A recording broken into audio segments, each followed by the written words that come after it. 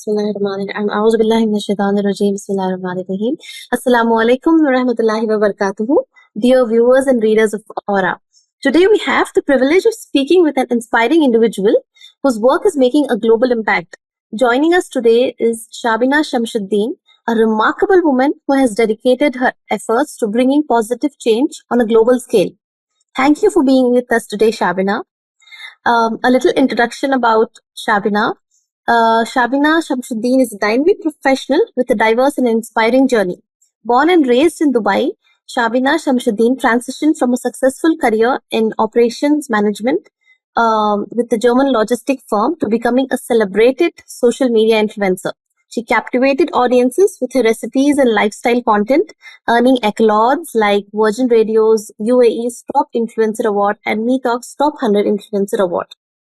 Currently, she is based in New Zealand and she has embraced a new chapter as the project manager for the Islamic Women's Council of New Zealand, where she leads impactful initiatives like the award-winning Chill social media campaign, which recently earned the prestigious Shorty Impact Award. Thank you once again, ma'am. Inshallah, we will be learning about the award and the initiatives from Shabina Shamsudeen, ma'am herself. Jazakallah khair for having me over here, and you gave me a really warm welcome and told pretty much about me as an introduction. So, tell us a little bit about yourself, your journey to New Zealand, and your background to start off the conversation. Yeah, so what I said, like, you gave a really detailed introduction about myself. So to everyone, my name is Shabina, and I'm known as Shabusphere in Instagram. That's my Instagram handle. So I started blogging initially when I took a maternity break. So prior to that, I was working. I have a master's in operations management and I was working in a German logistics company. Then I transitioned into blogging during my maternity break, just simple recipes. And then when I found there's an attraction towards Instagram than the blog, and then I moved from blogging to Instagram, and that's how I created from scratch. It's been now almost 10 years now, alhamdulillah, with that platform. Mm-hmm. And then suddenly Allah puts up a new plan in my life when I was moving in that direction in social media as a recipe developer and F&B companies, research and marketing for them in similar way. Then Allah puts up a new plan for me in my life. We moved to New Zealand. So that's pretty much about me. When I moved here to New Zealand, then like the social media scene is not that as how it is back in Middle East or in India, because it's a really different lifestyle over here. Everything is like no fancy, no glitz, and more of like, what do you say, more into the nature. They're more into nature and they're really traditional people, I would say, like, you know, and finding a balance between social media and to do a freelance was not working for me initially. It isn't so far also. So then I thought, okay, then let me look into my career development path in that path. So that's how when I got an interview call with a really well-known organization over here called Islamic Women's Organization. So when they put up a post for a youth worker, I applied for that post, and then having a couple of interviews with me, they said they would want me to work as a project manager. So that's how I transitioned from a social media influencer to a community worker now. So alhamdulillah. Mashallah, that's right. Okay. So that's really nice, mashallah. So what issues and concerns does this Islamic Women's Council of New Zealand cover? Can you tell us a little bit about the organization, its history and arena of its work? So Islamic Women's Council of New Zealand is known as, it's an incorporated society. It's a non-profit organization over here, which was formed 34 years old organization it is. When 150 sisters together, they thought, okay, we need a network for Muslim sisters over here nationwide. That's how because back in the time when they started, things were not as easy and feasible like now, how it is to meet a new sister who's come up here, for them to settle down or to get into a Muslim community, or even to get halal food was not even easy also. So that's how when sisters thought, okay, we need a platform for ourselves, and they started like 150 sisters, and now we are over 35,000 Muslim sisters connected organization, alhamdulillah. And since its inception, we have been growing nationally, and we are there all over the New Zealand. So we are a national organization for all Muslim sisters over here, basically on advocacy, on that level. And we advocate for the rights and needs of Muslim women, demonstrating a commitment and community development and empowerment for them. Islamic Women Council's main aim is to empower Muslim sisters and to make them at par as the other non-Muslim or at others people over here in New Zealand. That's our main aim, to encourage sisters to come up into governance and, to be more confident in their level of career and to take up a leadership sport, all those kind of empowering is what we aim, and that's what we've been doing alongside with Islamic community sisterhood bonding also. So we do activities for youth. It's like from 12 plus, we have, our sisters activities run from 12 plus for youth, for sisters middle-aged, for socially isolated sisters. Different programs are there also. And we also bridge a gap between communities and policymakers, and ensuring the voices of each Muslim woman are heard, so yeah. Okay. To bring in the next generation leaders, basically in a non-Muslim country. Yeah, mashallah. So, congratulations on the award that this council has received. So, can you just tell me a little about what the award is, like what purpose was the award given for, and what are the specific, for the award, let's go with the award first. Yeah. So the Islamic Women's Council, I said we work towards the empowerment of Muslim women, and one of the key address issues which affect our community is like when migrant refugee sisters come in and how to adjust and live, over here and to settle themselves. With this comes, combating Islamophobia and advocating for them and providing leadership and development way. So that's how we received an award. We did a social media campaign and we received an award for the refugee and migrants in New Zealand. What are the challenges they're facing and how they're adapting it. IWCNZ addresses all these concerns through targeted initiative, and we provide culturally appropriate trainings and programs also. And as part of one of our advocacy program was to raise a social media awareness campaign. So that's how this Chill campaign came into light, and it was designed to break the stereotypes of all the Muslim tropes which we've been hearing from long. Like Muslim women are not great leaders, Muslim women are not educated, or Muslim women do not play sports. So our basic idea for this social media awareness campaign was to break those commonly heard stereotypes, and to make other non-Muslims also aware, like we Muslim women we are diverse women, we got so many skills and we are really educated, we work with the community really well, we help the community to grow, not only our community, within our community, but that's what our principles are.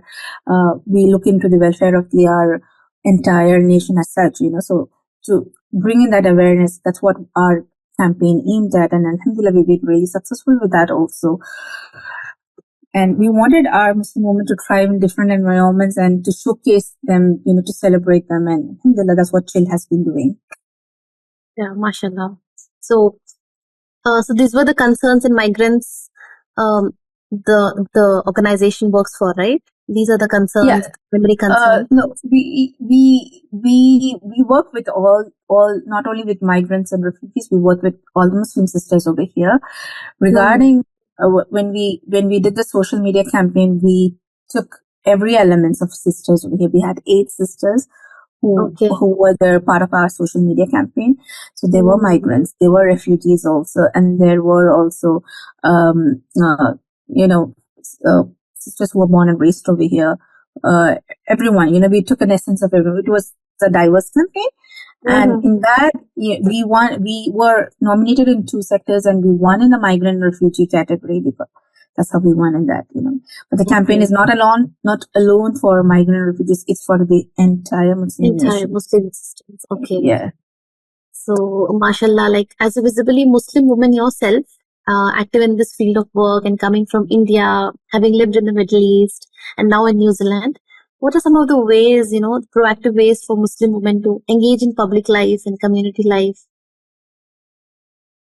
I think one way which I would say is like we just have to put ourselves over there, like we need to take that first step, inshallah. We need to keep our own boundaries, and and end of the day we have to think that this is for Allah. We are answerable to Allah on our time, on our health, on our blessings. So this is a part. It should be a part from us voluntarily.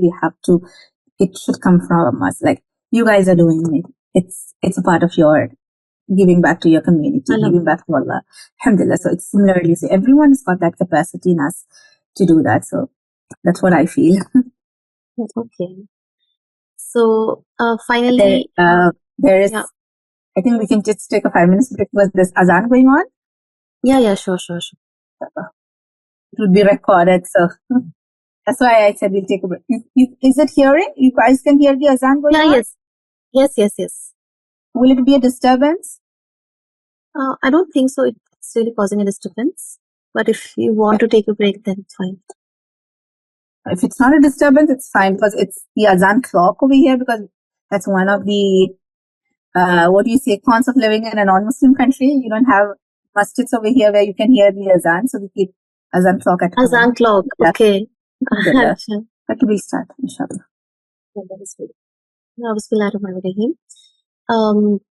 So this campaign, the Chill campaign which you were telling, it's against Islamophobic language and loathing. It's really quite interesting one coming from India, where there's a lot of discussion going on around Islamophobia and a lot of the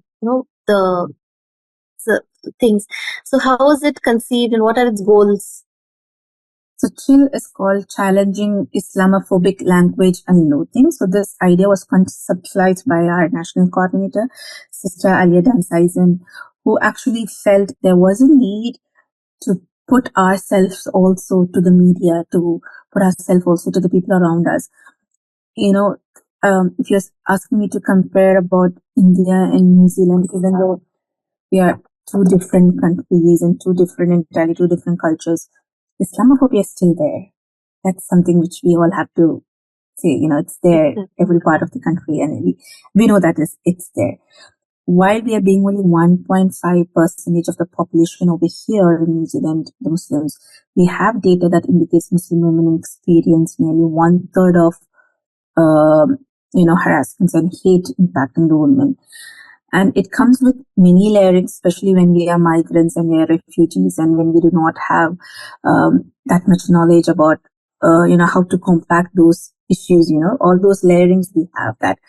And we are like, it comes with a big burden over here, like a heavy thing for all our sisters over here, when we, especially the youth, or it could be a migrant sister who's moved in also, like initially how to respond, or how, all those doubts we have, all those challenges we have.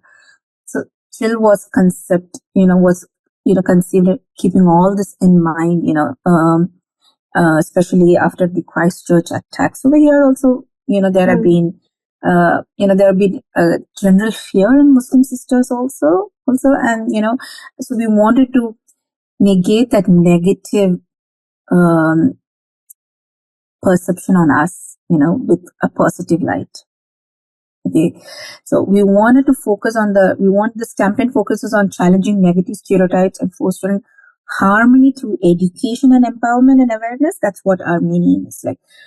So when someone says like, this campaign was never in, a direct to a negative tone campaign. It was always a positive, affirmative campaign. It was funded by the government itself over here. For them, they also understood there was a need for such a thing. So this was funded by the Department of Prime Minister Cabinet as part of their PCV grant fund. So that's how we got this grant, and that's how we worked on this campaign. So it wouldn't affect like, oh, you are Islamophobic, or you are having a hatred towards a Muslim sister. No, that's not our way. That wasn't our way, or that wasn't our aim. Rather, we were showing the positive things which our community, our sisters have. So someone who says, okay, like in our circle, if someone says like, no, we can't hire that Muslim lady. They're not that capable. They're not multi talented. So then someone who's seen the campaign would say, no, that's a wrong perception of yours. I know our Muslim sister who's been a gymnast, who does a voluntary gymnastic, but she's also studying as a nurse and she's also preparing for her nursing exam. So that's the kind of thing which we wanted through this campaign. So everyone which we selected in this campaign were sisters who's been in different roles. There was a refugee sister who actually came in as a refugee, and then how she came to this country, and then how she upskilled herself. She got 2 masters, and she got one of the Fulbright scholarship, one of the really well-known scholarship also, and then how she did masters in public administration, and she started working with the government. So all those kind of stories are what we have portrayed through this campaign. Then there is another sister also who moved in from who came in as a migrant from Somali region, and then who had no idea of the language or anything, and then she started growing up here, learning the language, and she's a teacher over here in this community and giving back to the community. So these are the kind of stories which we have shared. So it's been a really our main goals were to challenge the Islamic phobic language and what we have, to give the media a better awareness about us, to always media's got a narration about Muslim sisters, a narration which we never knew we were part of that narration, So we are not that narration. So we wanted to change that narration. And we want our sisters also to be confident in media, like especially this is one of the training as part of the campaign. Like, I'm giving an interview to you guys. Similarly, we had our sisters giving interview to various channels, both radios and channels and news and papers and blogs. So that was also one of our main goal of the campaign, to give more of a media training to our sisters. Something comes up, they're strong, they're confident, they can talk it up, they can debate it up, or they can peacefully disagree, all those kind of things that we wanted up. Next, we want our youth to look up to our youth icons within our communities. We don't need to look up to the other influencers or other national figures. Rather, we have in our communities, we have sisters in our communities who can do gymnasium very well, who can play sports very well, who can be a public servant, who can do a PhD also. So we wanted that kind of affirmation from our community, from our sisters. So that was also one of our goals. And another goal was to, geopolitically, it's really, all the factors around us is like puts up in a negative way now. So we want to put up a positive, affirmative, very light campaign where we are celebrating the success of our sisters also. So those were the main goals with that campaign. So, subhanallah, mashallah, it's really, really nice hearing about what's going on the other side of New Zealand. So, okay, so then coming to the next question, like in another aspect of your life where you were in the Middle East, you were quite popular food influencer. So how do you see social media as a useful tool or useful platform for women in general to utilize and publicize their skills? Women, we have immense potential to create meaningful change. One of the greatest things is that we can multitask. We can think in different perspectives. We have a great heart to love people, to welcome people, to make it really inclusive. All those positive personalities we have within ourselves. We are inborn with that, every woman, like we have different roles during our lifetime, and maybe because Allah has created us in that different, like to have that power to be a wife, to be a mother, to be a sister, so we have that great potential in ourselves, Allah's bestowed with us. And it's on us, to start some proactive steps, which we could do is starting up really small, like volunteering within our community, providing more education and training for ourselves, like, any of the courses are there, or any of the we see some leaderships or trainings and all, just applying.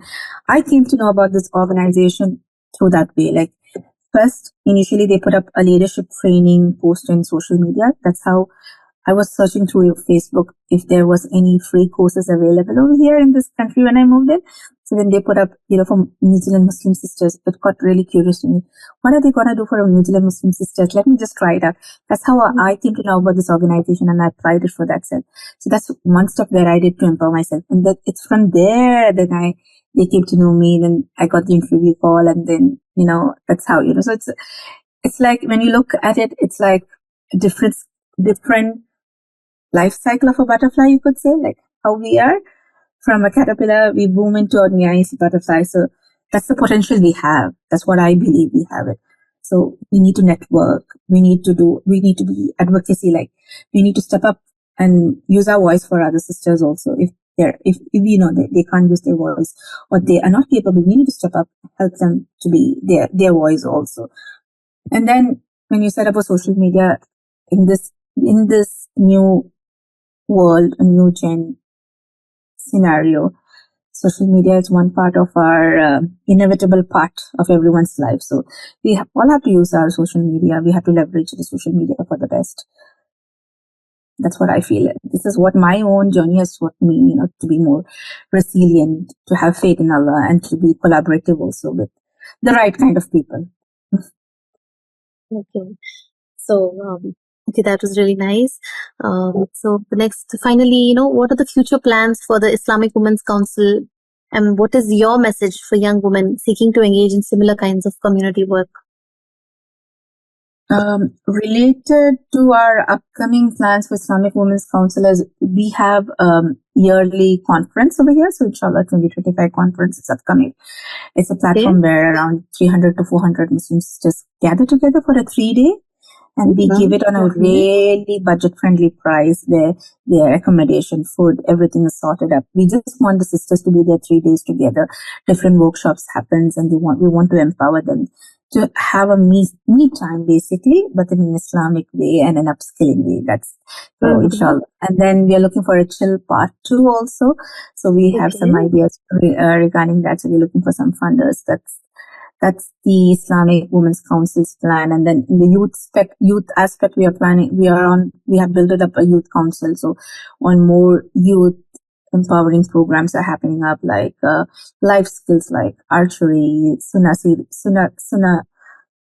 based activities like archery, horse riding, and also make them our youth equipped with it, all those kind of things. And crafting more awareness and training and advocating for equality and equity. All these are there a part of our campaign. So we have a program called Elevate. It's called E for Education. It's got 7 distinct areas. It's called Elevate. E for Employment. L for Leadership. E for Education. V for Volunteering. A for Creating Awareness. And T for Training. And A for advocating on equity and equality. So all these 7 sectors, we are doing different programs. So a program could be something that is having an awareness, at the same time it's building a training also. That kind of thing. That's what we are doing it. And regarding young women seeking to engage in similar kinds of community work, we just have to look around, like just how I looked around. Facebook, Instagram is the best thing to look around, even if you do not have that thing, or maybe if you feel there's not a community, a Muslim community in your thing, you could look for other organizations also. Like over here, we have this op shops or donation shops where we could volunteer hours to run the shops, or to pack the used clothes and all those kind of things. There are different ways to do voluntary works, So just that we have to have that tawakkul in Allah, and we have to feel that it should come from our heart that we need to give back. Yes. Yeah, we are blessed with so many things. We have to give back that, so that's it. Keeps on running, inshallah. Inshallah. And anything small also we do, it's highly rewarding. So that thought is there. Then I'm sure people would definitely be keen to do for community works. Yeah. So thank you so much for coming and taking time off your schedule and having this conversation with us. Thank you. Thank you so much. Mashallah, it was really nice hearing from you about all the other activities that's going on, and how you guys, how this organization is proactively working on such a large scale young women and youth and so many activities. Mashallah, mashallah. May Allah subhanahu wa ta'ala put lots of barakah in this and also make the conference, he was just telling about the conference, upcoming conference and all the activities, barakah in the work that this council takes up, inshallah. So, Alhamdulillah, Jazakallah khair for inviting me. And before ending, I would really say, I really strongly believe we all have that power to make not a big change, but we have a power to make a small change, and many small changes make into one big change. That's what I believe in. So just, whatever resources you have, just don't be afraid to take risk and just put your step forward. Inshallah. Inshallah. Thank you so much once again.